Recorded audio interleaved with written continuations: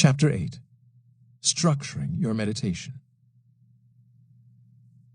Everything up to this point has been theory. Now let's dive into the actual practice. Just how do we go about this thing called meditation?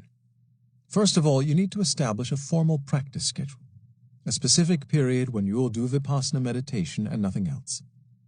When you were a baby, you did not know how to walk. Somebody went to a lot of trouble to teach you that skill. They dragged you by the arms. They gave you lots of encouragement, made you put one foot in front of the other until you could do it by yourself. Those periods of instruction constituted a formal practice in the art of walking. In meditation, we follow the same basic procedure. We set aside a certain time, specifically devoted to developing this mental skill called mindfulness. We devote these times exclusively to that activity, and we structure our environment so there will be a minimum of distraction. This is not the easiest skill in the world to learn. We have spent our entire life developing mental habits that are really quite contrary to the ideal of uninterrupted mindfulness. Extricating ourselves from those habits requires a bit of strategy. As we said earlier, our minds are like cups of muddy water. The object of meditation is to clarify this sludge so that we can see what is going on in there. The best way to do that is just let it sit. Give it enough time and it will settle down. You wind up with clear water. In meditation, we set aside a specific time for this clarifying process. When viewed from the outside, it looks utterly useless. We sit there apparently as productive as a stone gargoyle. Inside, however, quite a bit is happening. The mental soup settles down, and we are left with a clarity of mind that prepares us to cope with the upcoming events of our lives. That does not mean that we have to do anything to force this settling. It is a natural process that happens by itself. The very act of sitting still and being mindful causes this settling. In fact, any effort on our part to force this settling is counterproductive. That is repression, and it does not work. Try to force things out of the mind and you merely add energy to them. You may succeed temporarily, but in the long run you will only have made them stronger. They will hide in the unconscious until you are not watching. Then they will leap out and leave you helpless to fight them off. The best way to clarify the mental fluid is to just let it settle all by itself. Don't add any energy to the situation. Just mindfully watch the mud swirl without any involvement in the process. Then, when it settles at last, it will stay settled. We exert energy in meditation, but not force. Our only effort is gentle, patient mindfulness. The meditation period is like a cross-section of your whole day. Everything that happens to you is stored away in the mind in some form, mental or emotional. During normal activity, you get so caught up in the press of events that the basic issues with which you're dealing are seldom thoroughly handled. They become buried in the unconscious, where they seethe and foam and fester. Then you wonder where all that tension came from. All of this material comes forth in one form or another during your meditation. You get a chance to look at it, see it for what it is, and let it go. We set up a formal meditation period in order to create a conducive environment for this release. We re-establish our mindfulness at regular intervals. We withdraw from those events that constantly stimulate the mind. We back out of all that activity that prods the emotions. We go off to a quiet place, and we sit still, and it all comes bubbling out. Then it goes away. The net effect is like recharging a battery. Meditation recharges your mindfulness. Where to sit? Find yourself a quiet place, a secluded place, a place where you will be alone. It doesn't have to be some ideal spot in the middle of a forest. That's nearly impossible for most of us. But it should be a place where you feel comfortable and where you won't be disturbed. It should also be a place where you won't feel on display. You want all of your attention free for meditation, not wasted on worries about how you look to others. Try to pick a spot that is as quiet as possible. It doesn't have to be a soundproof room, but there are certain noises that are highly distracting, and they should be avoided. Music and talking are about the worst. The mind tends to be sucked in by these sounds in an uncontrollable manner, and there goes your concentration. There are certain traditional aids that you can employ to set the proper mood. A darkened room with a candle is nice. Incense is nice. A little bell to start and end your sessions is nice. These are paraphernalia, though. They provide encouragement to some people, but they are by no means essential to the practice. You'll probably find it helpful to sit in the same place each time. A special spot reserved for meditation and nothing else is an aid for most people.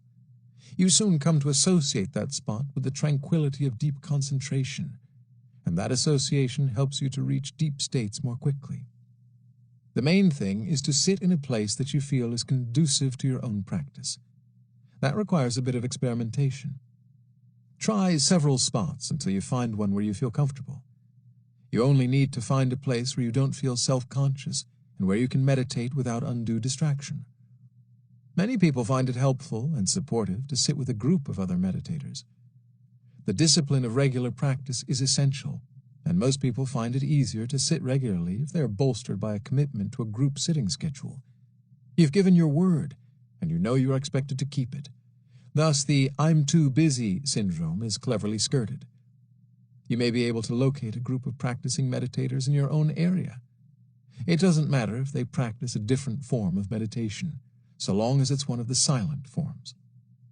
On the other hand, you also should try to be self-sufficient in your practice. Don't rely on the presence of a group as your sole motivation to sit. Properly done, sitting is a pleasure. Use the group as an aid, not a crutch. When to sit. The most important rule here is, when it comes to sitting, the description of Buddhism as the middle way applies. Don't overdo it. Don't underdo it. This doesn't mean you just sit whenever the whim strikes you. It means you set up a practice schedule and keep to it with a gentle, patient tenacity. Setting up a schedule acts as an encouragement. If, however, you find that your schedule has ceased to be an encouragement and becomes a burden, then something is wrong. Meditation is not a duty or an obligation. Meditation is a psychological activity. You will be dealing with the raw stuff of feelings and emotions. Consequently, it is an activity that is very sensitive to the attitude with which you approach each session. What you expect is what you are most likely to get. Your practice will therefore go best when you are looking forward to sitting. If you sit down expecting grinding drudgery, that is probably what will occur. So set up a daily pattern that you can live with. Make it reasonable. Make it fit with the rest of your life.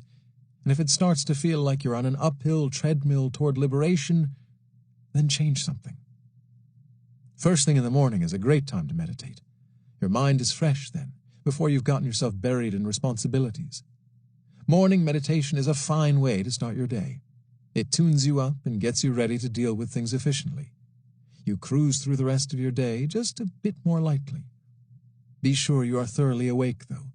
You won't make much progress if you're sitting there nodding off, so get enough sleep. Wash your face or shower before you begin.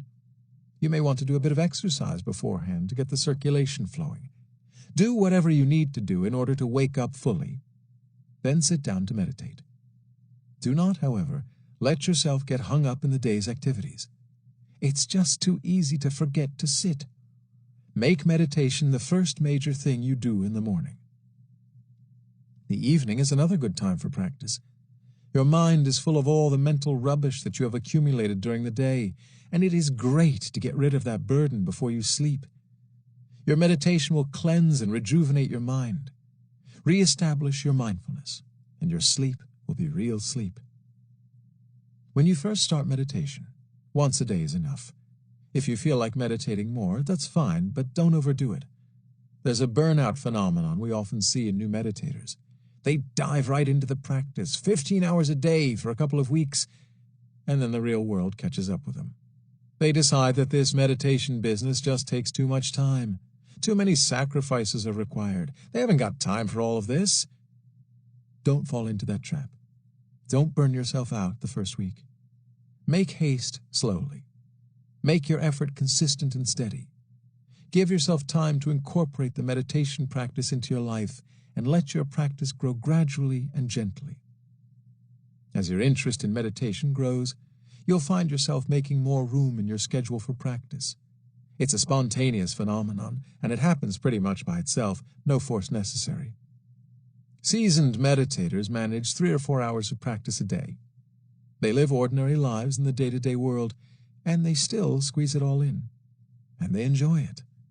It comes naturally. How long to sit? A similar rule applies here. Sit as long as you can, but don't overdo it.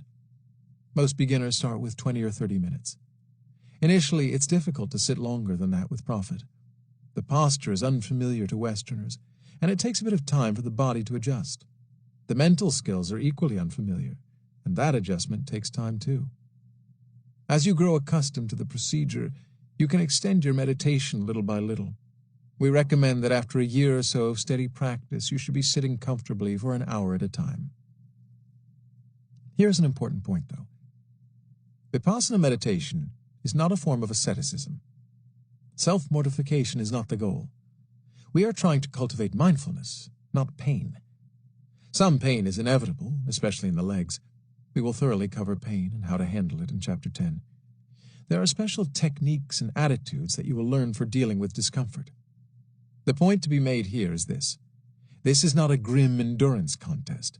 You don't need to prove anything to anybody. So don't force yourself to sit with excruciating pain just to be able to say that you sat for an hour. That is a useless exercise in ego, and don't overdo it in the beginning. Know your limitations, and don't condemn yourself for not being able to sit forever, like a rock. As meditation becomes more and more a part of your life, you can extend your sessions beyond an hour. As a general rule, just determine what is a comfortable length of time for you at this point in your life. Then sit 5 minutes longer than that. There is no hard and fast rule about length of time for sitting. Even if you have established a firm minimum, there may be days when it is physically impossible for you to sit that long. That doesn't mean that you should just cancel the whole idea for that day. It's crucial to sit regularly. Even 10 minutes of meditation can be very beneficial. Incidentally, you decide on the length of your session before you meditate. Don't do it while you are meditating. It's too easy to give in to restlessness that way, and restlessness is one of the main items that we want to learn to mindfully observe. So choose a realistic length of time, and then stick to it. You can use a watch to time your session, but don't peek at it every 2 minutes to see how you're doing. Your concentration will be completely lost, and agitation will set in. You'll find yourself hoping to get up before the session is over. That's not meditation. That's clock watching. Don't look at the clock until you think the whole meditation period has passed. Actually, you don't need to consult the clock at all. At least not every time you meditate. In general, you should be sitting for as long as you want to sit. There is no magic length of time. It is best, however, to set yourself a minimum length of time. If you haven't predetermined a minimum, you'll find yourself prone to short sessions. You'll bolt every time something unpleasant comes up or whenever you feel restless. That's no good. These experiences are some of the most profitable a meditator can face, but only if you sit through them. You've got to learn to observe them calmly and clearly. Look at them mindfully. When you've done that enough times, they lose their hold on you. You see them for what they are, just impulses, arising and passing away, just part of the passing show. Their life smooths out beautifully as a consequence. Discipline is a difficult word for most of us. It conjures up images of somebody standing over you with a stick, telling you that you're wrong.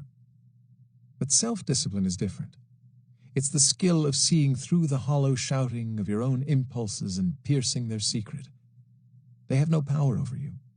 It's all a show, a deception. Your urges scream and bluster at you. They cajole, they coax, they threaten, but they really carry no stick at all. You give in out of habit. You give in because you never really bother to look beyond the threat. It's all empty back there. There's only one way to learn this lesson, though. The words on this page won't do it. But look within and watch the stuff coming up. Restlessness, anxiety, impatience, pain. Just watch it come up and don't get involved. Much to your surprise, it will simply go away. It rises, it passes away. As simple as that. There's another word for self-discipline. It is patience.